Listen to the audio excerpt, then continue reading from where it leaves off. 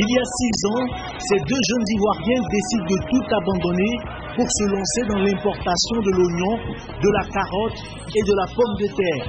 À leur début, Ouattara Abdoulaye, ingénieur logisticien, et Konaté Moustapha, commerçant de poissons, ignorent tout de ce secteur, pourtant très concurrentiel. Mais l'audace et le courage finiront par leur ouvrir les portes du succès. En rentrant dans ce milieu, on n'a pas eu une expérience antérieure. Il y avait encore des gros importateurs sur le terrain. Donc du coup, nous aussi, en tant que jeunes Ivoiriens, on s'est dit que non, si ils ont réussi à le faire, c'est que nous, on a cette capacité aussi de le faire. Dès le début, ce n'était pas facile, comme toute chose. Mais on a forcé, et comme on avait cette conviction-là, de réussir là, aujourd'hui, on peut dire qu'on a atteint notre objectif. Cette réussite, ils la doivent au sérieux et à la rigueur dans leur travail de tous les jours. Un état d'esprit qui a convaincu leurs fournisseurs d'établir un partenariat gagnant-gagnant. Quand ils amènent le produit, nous on essaie de vendre et voilà, on va faire la vente, c'est 50% et après, 10 jours, 15 jours après, 20 jours après, ça dépend et on envoie les résultats, mais ça se passe bien. Et il faut dire aussi que c'est de la confiance qu'on peut travailler, il faut être sérieux dans ce que tu fais. Quand tu es sérieux dans ce que tu fais, je pense que les gens ont confiance en toi et tu as beaucoup d'opportunités. Des opportunités qui leur ont permis de se réaliser et apprécier les bienfaits de l'auto-emploi.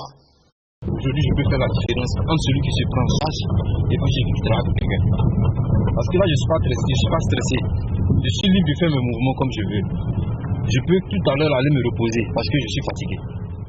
L'entrepreneuriat pourrait donc être la panacée pour venir à bout des 60% de taux de chômage qu'enregistre le continent.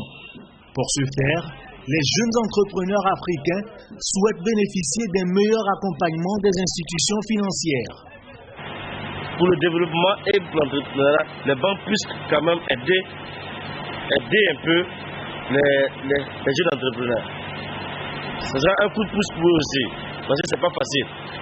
Tu vois, c'est pas tout le monde qui aura de la chance pour que le fournisseur te fasse confiance. C'est pas tout le monde qui a la chance que l'on a eue. Donc, avec la banque, avec l'aide de la banque, ça peut vraiment faire que les jeunes vont bien se prendre en charge. Face à la crise de l'emploi, de nombreux Africains bravent océans et mers à la recherche d'un Eldorado. À ces Africains, ce message est adressé.